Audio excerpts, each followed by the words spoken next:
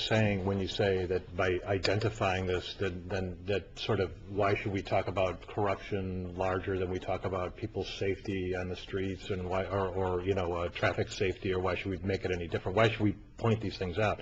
The truth be told is that, you know, corruption is like a cancer in any society, and it's not remiss from the United States, for example. Spiro Agnew, one of our sitting vice presidents, had to resign because of corruption under the Nixon administration. I come from the city of Chicago, and we have corruption in the court system, which was widespread before they had a case called Operation Greylord to actually get people out that were corrupt in the system. So it happens everywhere. I think by identifying it, you know, it's like any kind of illness. You have to identify the illness first, and then we're able to work through it as an organization, or as a society, or as the judiciary, or as the procurator would look to go forward on any of these things. And so I think they've done a very good thing, contrary to what Professor Ho said. If you identify some key issues and you say, hey, this is a cancer, we need to cut it out, and we're going to do this by handling 20,451 cases, which is what the Supreme Court, People's Supreme Court, handled over the course of the last 5 years. Contrast that, the United States Supreme Court only handled 250 cases at the same time. But the point is, you know, in the Supreme Court of the United States, you have only 9 justices. Right. They were sitting for the trials. But in the Supreme People's Court in China, we have hundreds of judges. Right, right. So they would handle, you know, a lot of cases a year. But in response to what you mentioned, also that's a response to Mr. Lee's, the culture issue.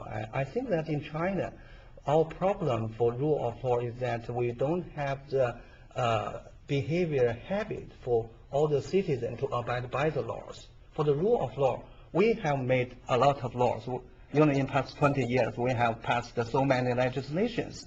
But in practice, not many people take it into seriously, including the opposition. That is indeed a chronic, embarrassing issue. It means the media has a lot of work to do to cultivate the public awareness about abiding by the law spontaneously. Professor He, from the footage we watched a minute ago, we saw the ribbon cutting ceremony for the establishment of what is called the State Council of Corruption Prevention. That's the bureau, right.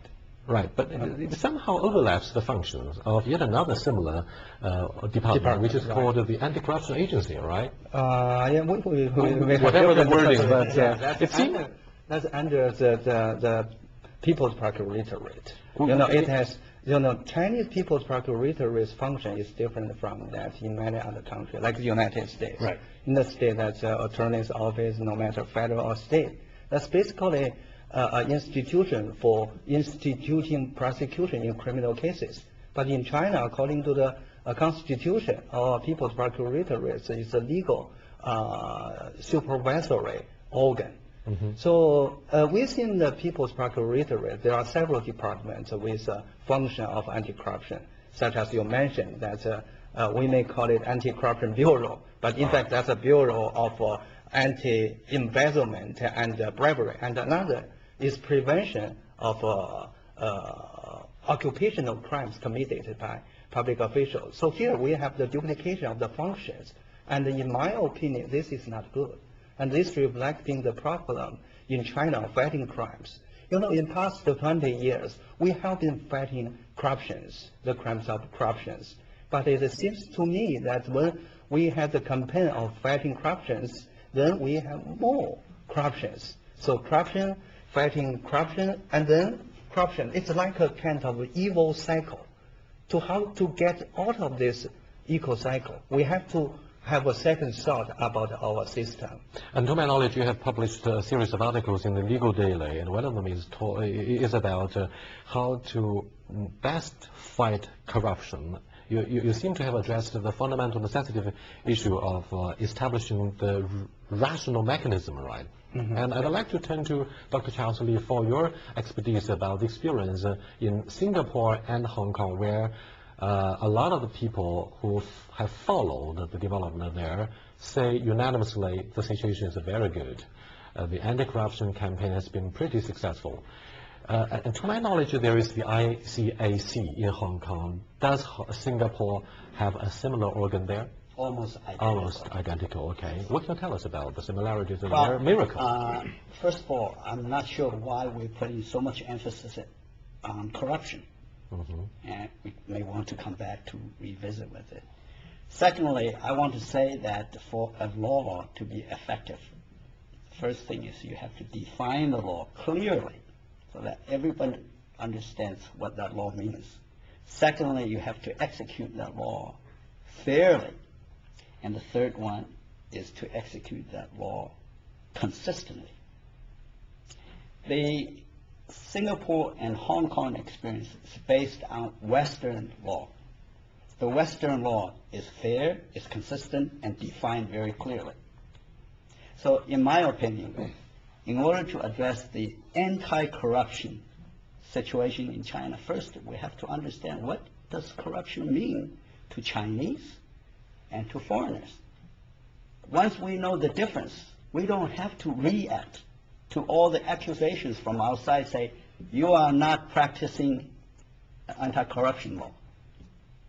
So I think the reason that Hong Kong and Singapore are successful in this regard is that they are not putting corruption as the primary legal practice in the country, because the law applies to a lot of other things equally fair and consistent and well-defined.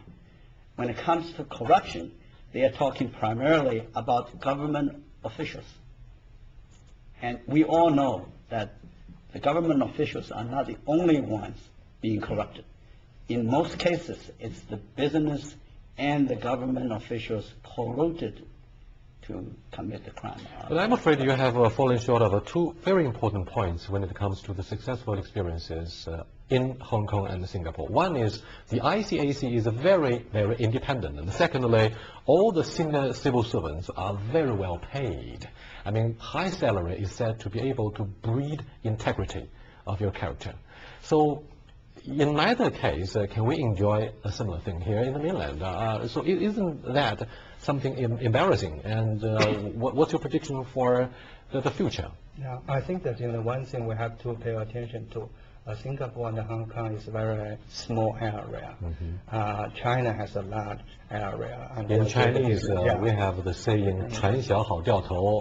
Small places are a lot easier to govern. Yeah, but at least the one experience we should learn from the Hong Kong practice and Singapore practice. We should concentrate our efforts of investigation of corruption cases, because this is a crucial point for anti-corruption. How many corrupted officials being investigated and prosecuted? It will make matter very much for so-called potential offenders in public service. So at present in China, our people's procuratories and somehow under the control of the local governments.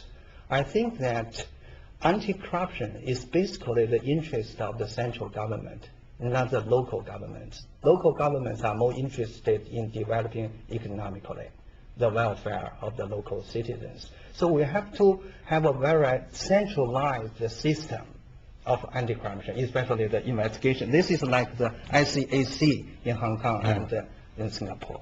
Now, the Inter-Party Central Commission of Discipline Inspection is said to be the most powerful and most lethal department of coordination when it comes to the anti-corruption campaign. The thing is that, as you may have somehow hinted in your analysis just now, it seems that can you bet your future on the party itself when